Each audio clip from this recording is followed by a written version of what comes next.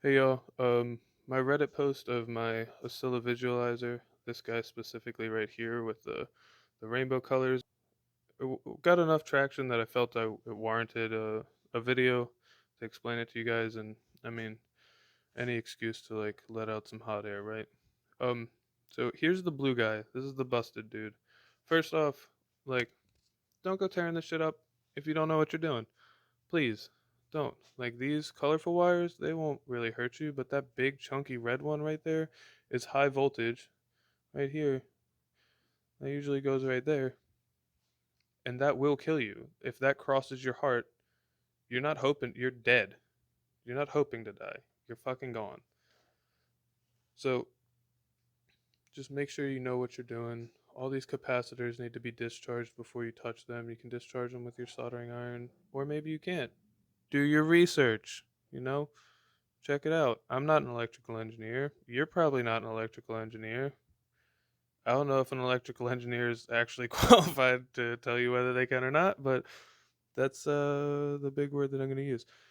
So here's the blue tube. I busted this one. The way I busted this one is I had these are the coil wires. They usually plug down into there. I had them plugged in, and then I had my setup running at the same time. And then I think it either smashed the cathode against the wall or and broke it, or it's like stuck against there. But regardless, when I turn it on, nothing happens. No picture, no nothing. I hear it click on. I hear it click off. So I was like, fudge it. Let's take the caps out of this one and play with this other guy that I had. And then just enough playing and trial and error got me those colors. So let me explain why this one was blue. Because this one originally was white. You can see that that dot is white in the beginning of that video. It's not a blue dot. This one has RCA input as well as a VHS at the bottom.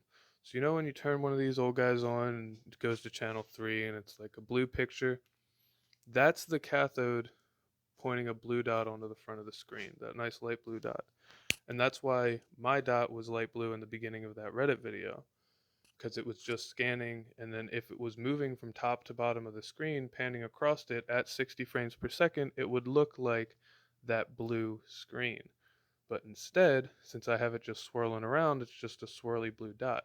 If you want to change your color, I am 95% sure in theory that you could by connecting like let's say you want to like have some cool like you want to use the audio from a game's like home screen or something at the same time, and then you like split the signal, you run your one RCA cord, your yellow like into this, and then you have just the picture coming up, and then you have like the two like audio coming out, and then you like run them through a couple pedals or something, and then like that's an option. And then you'll if you have the audio looping back from like whatever your pedals and stuff, you have like one of your outs of your amplifier running through this one. I would probably suggest the subwoofer, since this is taking a lot of current to like actually move it and stuff. Like I have a like the what I'm pairing this with is a 1x15, and that 1x15 is getting loud when this is actually going up, like and actually moving to like the point that I want it.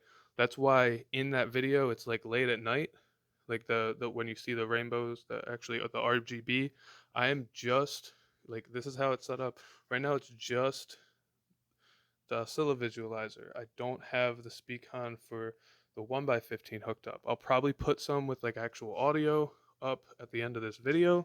If you want to skip ahead or wait around and like get the full rundown, doesn't matter to me. I could care less. They do take a lot of current. Um, and like I said, you have the subwoofer of your analog amplifier for like your home theater running out, and then you got subwoofer coming into this, and you got your other monitors just out with your pedal and your game system that maybe you have a console that you circuit bent or whatever, and then you're using this as like some crazy visualizer with that. Like you could even split that video signal out and have like the regular video signal that's maybe modified in a couple different ways, and then this one is like next to it. Whatever, sky is the limit with this stuff. But you would if you had that video signal running out while you have the audio signal running through these coils, that would in theory, to the best of my knowledge, like I said, I'm like 95% sure. I'm actually like have a pop-up bubble for Facebook Marketplace to go pick up a video and a video to pick up a TV that I'm going to try this on. So probably by the end of the week, I'll have results for you guys if you don't want to try it yourself and you want me to experiment with it first. But I am 95% sure if you have a video signal input that's, because if you think about it scanning across those screens, and every time it hits a cell, it's supposed to be a different color. So as it's spinning around, instead of panning around, instead of getting like this one where I had like three separate lines when it was like a really scratchy signal, like if it's a dirty signal or if it's like a chord, or that's why those harmonics looked amazing. Like that was like towards the end there, that was like a low E, a mid E in the next octave, and then like the high E at the high octave that made that like atom looking like shape. So like it's that one is caused by capacitors, but if you wanted to have that circle and that atom like a ever changing like pattern of colors, then you would just do a video input, and then you wouldn't have to wire anything aside from wiring this guy with your signal parallel. So what's going on back there in the back of that guy is I have my audio signal, my stereo cable, not a shielded cable. This is two parallel wires, right? And then these are one coil, this is a separate coil. This does not have continuity, this does not have continuity. I have white, black, white, black.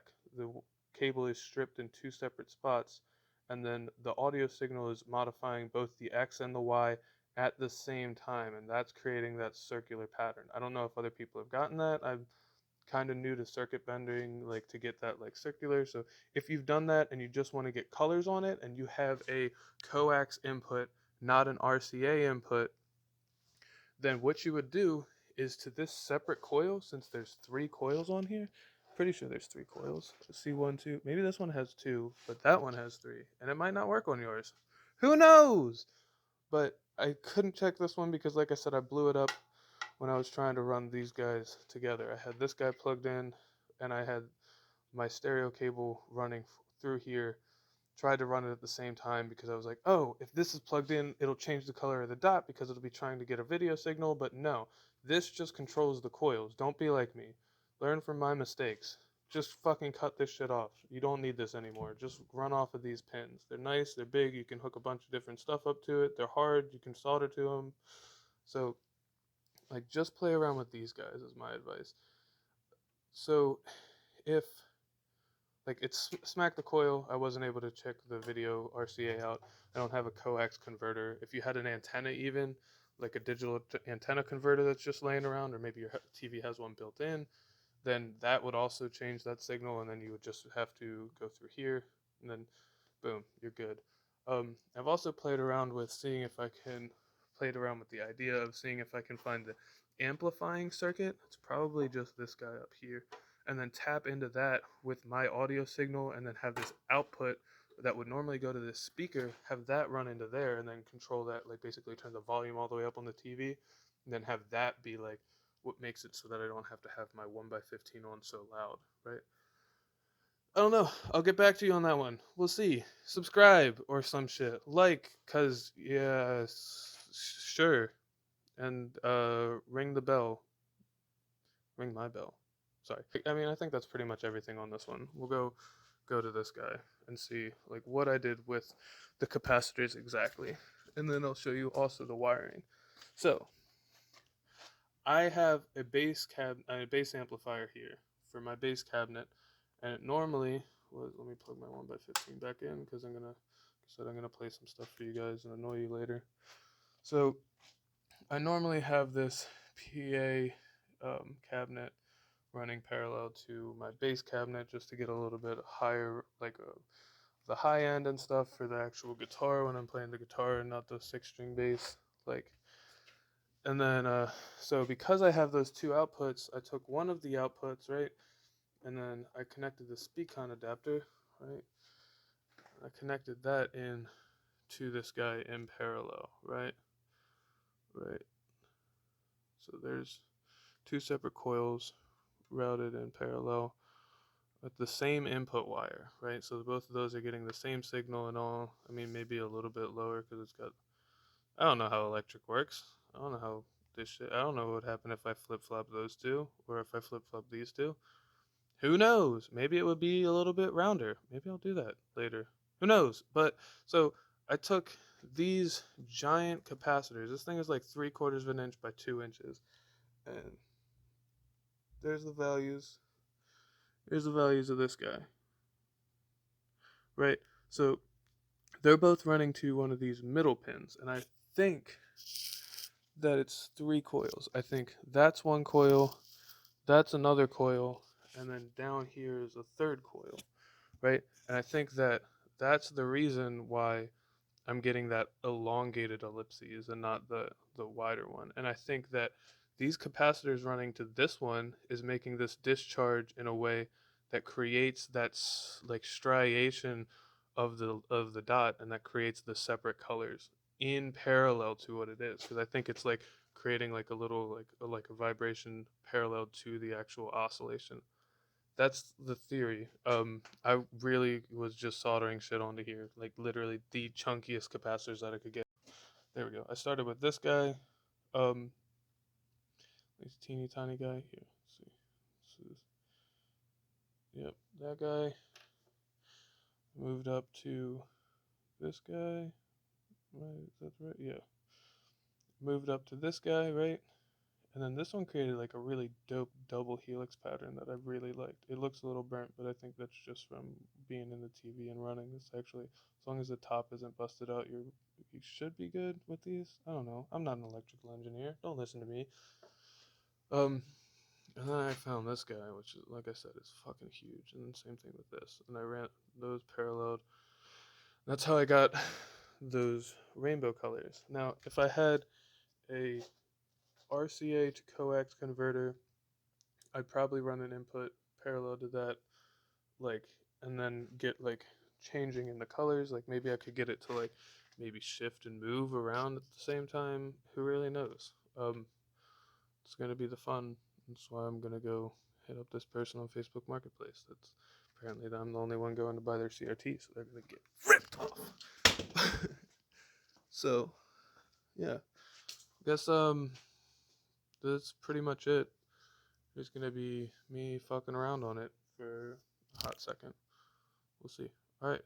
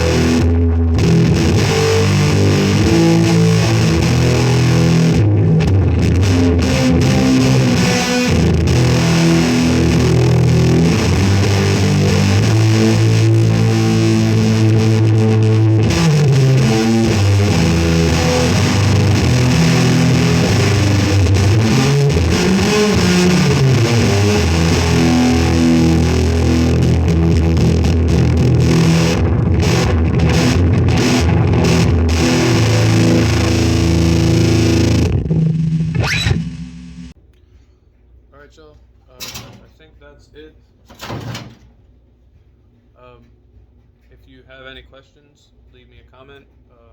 If you can send me DMs and stuff. You can find me on Instagram at chalkboardastro. I'll probably post like mini updates and stuff to my stories. Probably gonna go run out and grab that other CRT and an RCA cable. I got this like old school DV cassette tape recorder. I'll probably just put the video out and see if I can point it at something colorful and get some crazy patterns going in that way that I was talking to you guys about.